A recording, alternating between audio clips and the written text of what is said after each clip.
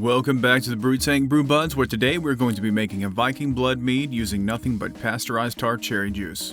This lives up to its name by taking on a deep blood red color. I've made this in the past and was a hit with family and friends. This is not to be confused with the Dagsmjord Viking blood, as that one is completely different. Today we're going to use fresh star sands, 4.5 pounds of wildflower honey, 4 quarts of pasteurized tart cherry juice, our little big mouth bubbler, 71B yeast nutrient, cheap vodka or sterile boiled water if you prefer, measuring cup, measuring spoons, and our yeast pitching bowl. Also for this recipe, we're going to be adding 3 cups of water. Let's prepare our area for mead making. As always, sanitize, sanitize, sanitize.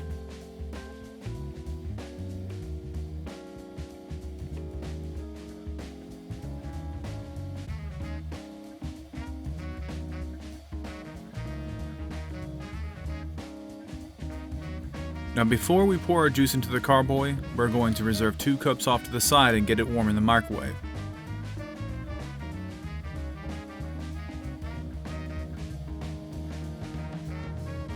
Today we're going to be making our Viking blood using the 71B yeast, so make sure to give it a good bit of nutrients as per manufacturer or package instructions.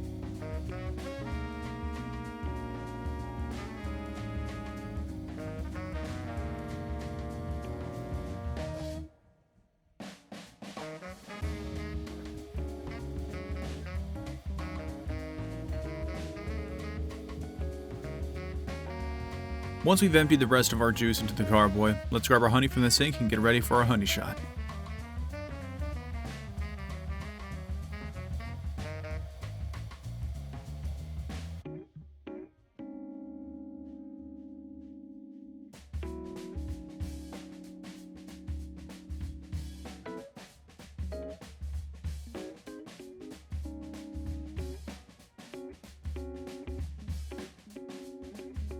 Give it a good stir.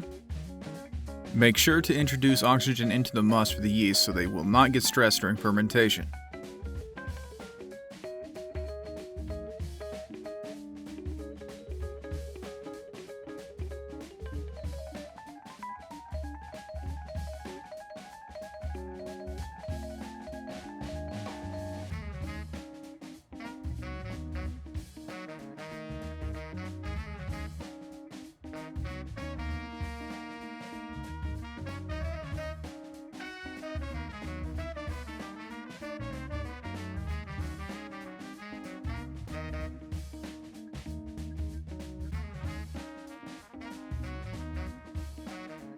Okay, let's take a reading with our hydrometer.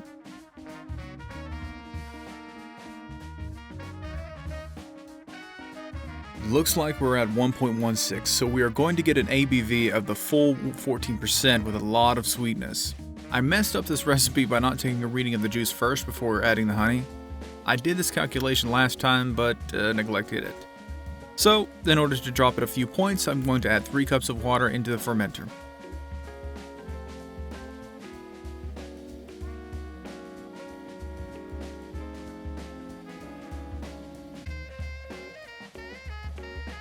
Alright, so we're going to add in our 3 cups of water and take another gravity reading.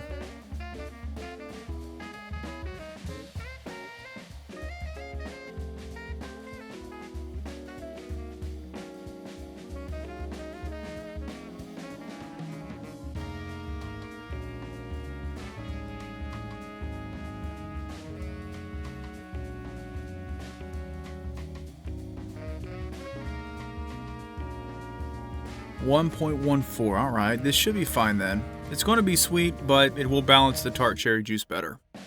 Our yeast should be woken up now, so let's go ahead and get ready.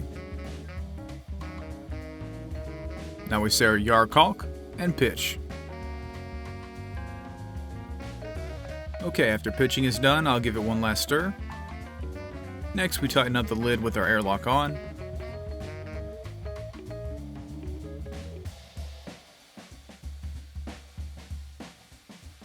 And fill up with your choice of vodka or sanitized water.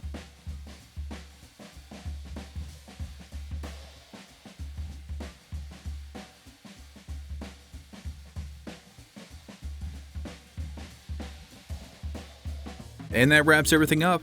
Hopefully the ferment goes well and we have a tart and sweet Viking blood to share.